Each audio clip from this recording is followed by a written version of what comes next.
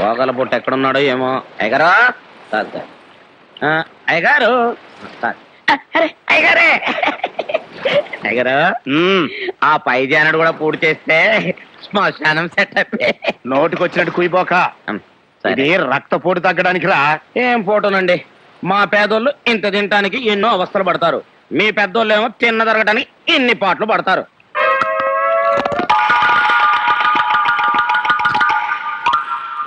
ఏంటా మెక్కుడు? Dairy farm గొట్టులాగా నా కంటి ముందట మెక్కబోకరా. ఆకలిగా ఉంది, నాలుగు పీకేస్తుంది. ఆకలి పట్టుకోవటానికి మంచి కథ చెప్పనా? కథలు చెప్పడం నీకు అలవాటే కదా, చెప్పు. మరే, అనగనగనగనగా ఒక ఊళ్ళో బాగా డబ్బున్న మారోజు ఒక ఆయన ఉన్నాడు. ఆయనకి ఎంత సంపాదించినా తృప్తి లేదండి. ఇదేదో నా కథలాగా ఉందట్రా. అబ్బా, సెంటర్ లో చేంజ్లు ఉంటాయండి, మధ్యలో బ్రేక్ లేకండి మీరు. ఆయన పేరు అలెగ్జాండర్ అండి. దేశాలు గెలిచిన తర్వాత చివరికి చచ్చిపోయేటప్పుడు ఒక చిన్న కోరాడటండి. ఏమని? నేను చచ్చిపోయిన తర్వాత నన్ను పాతి పెట్టేటప్పుడు నా చేతుల్లో పైచికి పెట్టి పాతి పెట్టమన్నాడటండి. దేనికి? ప్రపంచాన్ని జయించిన అలెగ్జాండర్ పోతూ పోతూ వట్టి చేతులతోనే పోయాడని జనానికి తెలియడానికి. అవును రే, ఈ కథ నాకెందుకు చెబుతున్నట్టు?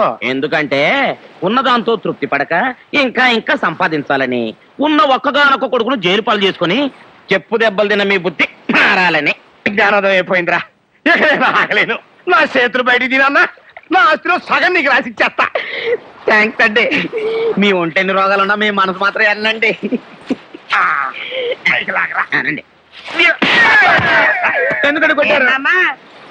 నాకు ఎంత స్టోరీ చెప్పి ఆస్తిలో సగం ఇస్తాననగానే అంటే మీద పడతా కుక్కలాగా చెప్పు దెబ్బలు తిని ఉప్పు చేపల పడి ఉంటాను అనుకున్నావా?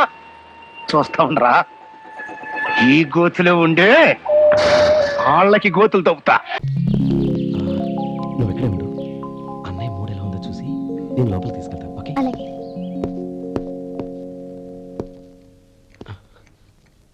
అన్నయ్య, ఏంట్రా? నేను చాలా రోజుల నుంచి నీకు విషయం చెప్తున్నాను, గుర్తుందా? ఏ విషయం? అదే అన్నయ్య, నేను ఓ అమ్మాయిని లవ్. ఓహో, లవ్ చేస్తున్నావా? ఆ విషయం నువ్వు నాకెప్పుడు చెప్పావురా? ఊళ్ళో అందరూ అనుకుంటుంటే నేను విన్నాను. సారీ అన్నయ్య, నీకు చాన్నాళ్ళుగా చెప్పాలనుకుంటున్నాను కదా, అందువల్ల చెప్పేశానేమో అనుకున్నాను. ఓహో, ఆ అమ్మాయి వచ్చిందన్నయ్య, బయట నిలబడి ఉంది. బయట నిలబెట్టడం ఏమిట్రా? లోపలికి తీసుకురా. అలాగే అన్నయ్య. ఏయ్, అన్నయ్య మంచి మూడ్లో ఉన్నాడు, రా. కమ్.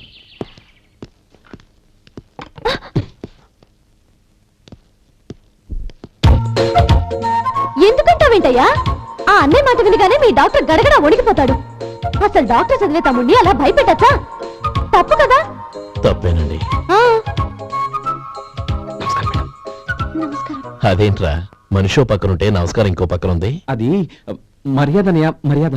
ఆహా, అవును, నీ పేరేంటమ్మా? నందిని. ఆ, నందిని.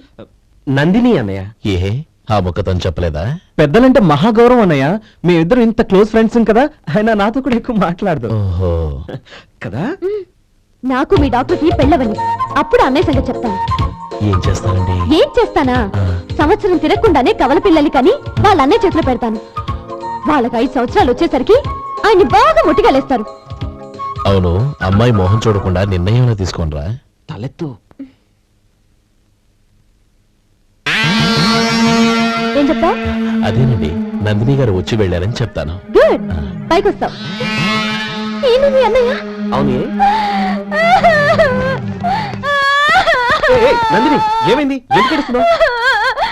ఈయన మీ అన్నయ్యని తెలియక తెలియక హాస్పిటల్ దగ్గర మర్యాద లేకుండా దురుసుగా మాట్లాడాను. ఆయన ఈ పెళ్లి తప్పుకోరు. ఊరుకో, అలాంటి చిన్న చిన్న విషయాల్ని మా అన్నయ్య పట్టించుకోడు. అయినా నేను కన్విన్స్ చేస్తాను కదా. ఆయనకంత అవమానం జరిగాక ఎందుకు కన్విన్స్ అవుతారు? చూడు, నువ్వు వేరే పెళ్లి చేసుకొని నీకు పుట్టబోయే బిడ్డకు నా పేరు పెట్టుకో.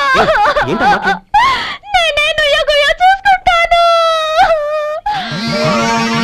అదిగో ఆ చూపు చూడు, ఆ చూపు ఒకలా ఉంది.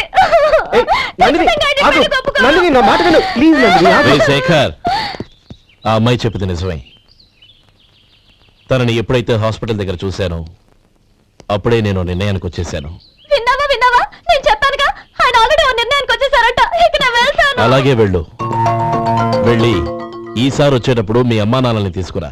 ముహూర్తాలు ఎప్పుడు పెట్టుకోవాలో నిర్ణయించుకుంటాం. ఏదో నరసయ్య, నీ హల్వా దయవల్ల నేను మా ఆవిడ శుభ్రంగా కాపురం చేసుకుంటున్నాం. ఏడు తొకారా రోజు చూస్తున్నాను, టంగమని ఆరు కొట్టేసరికి అల్లవా అట్టుకుపోతున్నావు. ఏంటి కథ? స్కూల్లో బెల్లు కొట్టుకునేవాడు హల్వా గురించి నీకేం తెలుసు?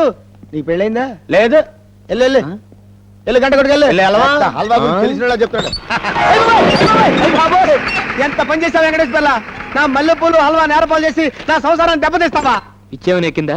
హల్వాకి మల్లెపూలకి సంసారం కనెక్ట్. అయ్యో, హల్వాకి మల్లెపూలకి సంసారానికి సంబంధం తెలీదా అమ్మాయికుడా? అందుకే నువ్వు చకచకా పాస్ అయ్యి మాస్టర్ అయ్యావు, నేను టకటకా తప్పి ఒక ఆడ మాస్టర్కి మొగుండయ్యాను. తుక్కరాం తొక్క లేచిపోద్ది. చెప్పేదేదో సరిగ్గా చెప్పాడు. ఈ మల్లెపూలు చిలితే చచ్చిన పాము కూడా బుస్సుమని లేచి ఆడపాము కోసం పరిగెడుతుంది. ఈ హల్వా తింటే జిల్ జిల్మని ఉత్సాహం పెరిగి ఉద్రేకంగా మారి ఉప్పెనలా పొంగిపోతుంది. కావాలంటే ఇది మీ ఆవిడకి తినిపించు. ఈ హల్వా తింటే ఉత్సాహం పెరుగుద్దని ఎవరు చెప్పారా? కాట్మాండ్ ప్రొఫెసర్ జిల్వా చెప్పాడు. ఇది తింటే ఉత్సాహమే ఉత్సాహం, ప్రోత్సాహమే ప్రోత్సాహం.